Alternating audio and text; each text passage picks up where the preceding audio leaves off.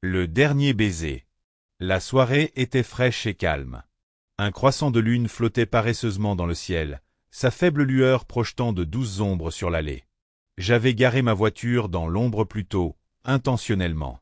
J'étais assis là, le regard fixé à travers le pare-brise, le poids du moment pesant sur ma poitrine.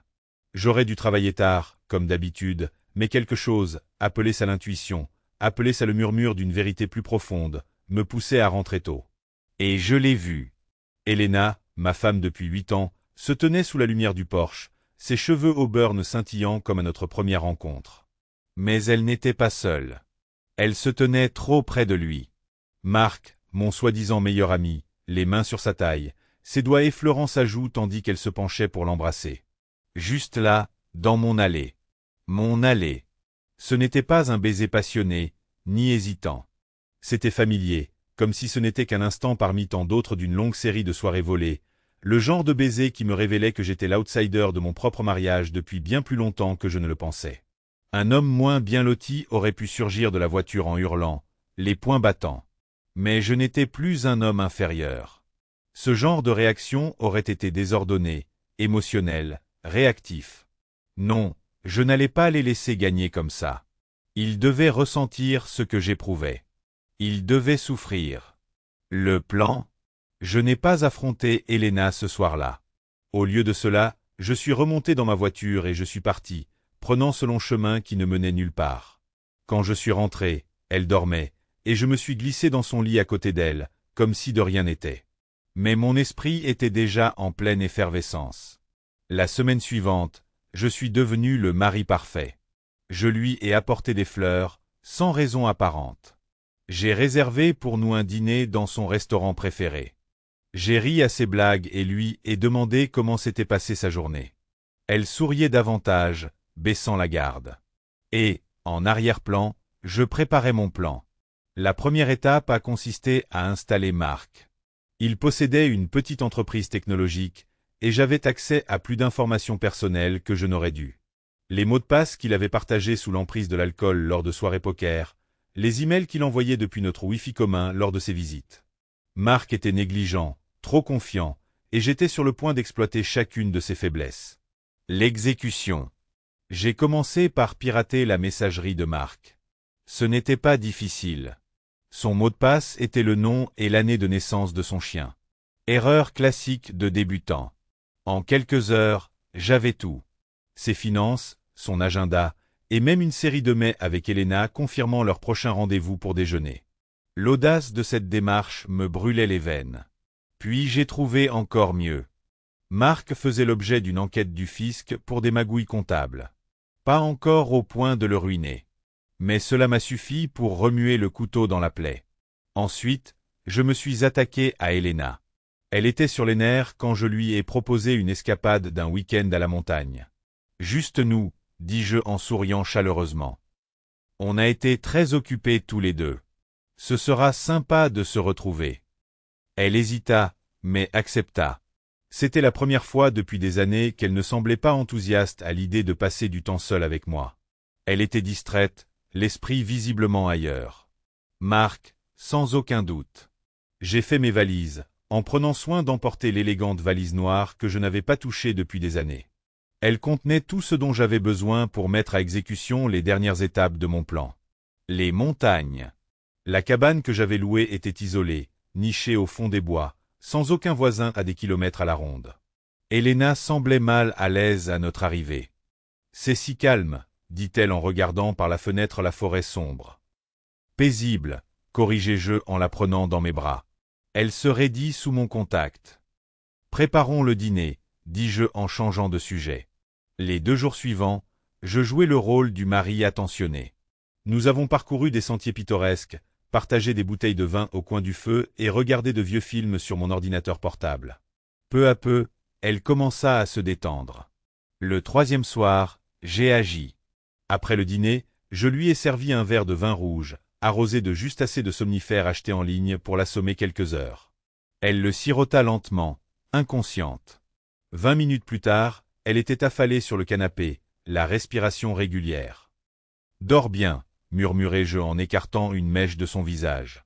J'ai pris mon téléphone et j'ai envoyé un SMS à Marc depuis son numéro. Urgence. Retrouve-moi au chalet. Venir seul. La confrontation. Marc est arrivé juste après minuit, garant sa voiture au bord de l'allée. Il n'a même pas frappé, entrant directement dans la cabane comme s'il était chez lui. « Elena » a-t-il crié à voix basse. « Où es-tu » Sniff. « Je suis là » dis-je en sortant de l'ombre. Son expression était inestimable. Un choc total, vite remplacé par une peur mal dissimulée. « Tom. Que fais-tu ici » C'est ma cabane, dis-je calmement. La vraie question, c'est « Que fais-tu ici » Il ouvrit la bouche, cherchant une excuse, mais rien ne vint. Je ne lui ai pas laissé le temps de se remettre. « Tu as couché avec ma femme » ai-je dit d'une voix étrangement posée. « Tu me mens. Tu me trahis. Et tu pensais pouvoir entrer ici comme si de rien n'était ? Tom, je... » Assieds-toi. Il hésita, mais le froid de l'arme que je tirais de ma ceinture le convainquit du contraire. Il se laissa tomber dans le fauteuil, les mains levées en signe de reddition. « Écoute, je suis désolé, balbutia-t-il. Ça n'aurait pas dû se passer comme ça. Je ne voulais pas. Arrête, ai-je rétorqué. Tu crois que je veux des excuses ? Tu crois que ça va arranger les choses ? Je me suis approché, le dominant de toute ma hauteur. Tu as ruiné ma vie, Marc. Alors maintenant, je vais ruiner le tien. Les conséquences. Quand Elena s'est réveillée le lendemain matin, Marc était parti. Il en était de même pour toute trace de sa dignité. J'avais envoyé une série de mails accablants depuis son compte à sa femme et à son associé, révélant sa liaison et ses malversations financières. Cerise sur le gâteau ? Un email soigneusement rédigé à l'IRS, accompagné de preuves accablantes de ses activités frauduleuses. La vie de Marc a basculé en quelques jours. Sa femme l'a quitté, emportant leurs enfants et la moitié de ses biens. Ses associés l'ont évincé et le fisc a gelé son compte en attendant l'enquête. Il a essayé de m'appeler pour implorer sa clémence, mais j'avais bloqué son numéro. Elena, bien sûr, était dévastée. Elle a passé des jours à pleurer, incapable de joindre Marc et trop effrayée pour me confronter à ce qui s'était passé. Je l'ai laissé ruminer sa culpabilité, attendant qu'elle craque. Quand elle a finalement cédé, c'était presque pathétique. « Je suis désolé », a-t-elle murmuré un soir, les yeux rouges et gonflés. « J'ai fait une erreur. » « Une erreur » répétai-je en riant amèrement. « Non, Elena, une erreur, c'est d'oublier d'éteindre le four. Ce que tu as fait était un choix. Encore et encore. Je ferai n'importe quoi, supplia-t-elle. On peut arranger ça. S'il vous plaît. » Je la regardais, la femme que j'aimais autrefois, et je n'éprouvais que du dégoût. « C'est fini, dis-je froidement. Tu peux garder la maison. Je n'en veux plus. » Le divorce fut rapide et sans douleur. Elena ne se battait pour rien, sauf pour la maison, et j'étais plus que ravi de la laisser seule. Le temps que l'encre sèche sur les papiers, j'avais déjà emménagé dans un élégant appartement du centre-ville, avec des baies vitrées et une vue sur les toits de la ville. Marc, m'avait-on dit, essayait encore de se reconstruire. Il avait tout perdu, sa famille, son entreprise, sa réputation. Ce n'était pas suffisant pour effacer la douleur qu'il m'avait causée, mais c'était un début. Quant à moi, j'étais libre. Libéré des mensonges, des trahisons et du poids d'un mariage qui était mort bien avant que je ne m'en rende compte. Je me suis investi dans mon travail, mes loisirs, finalement, dans les bras d'une nouvelle personne.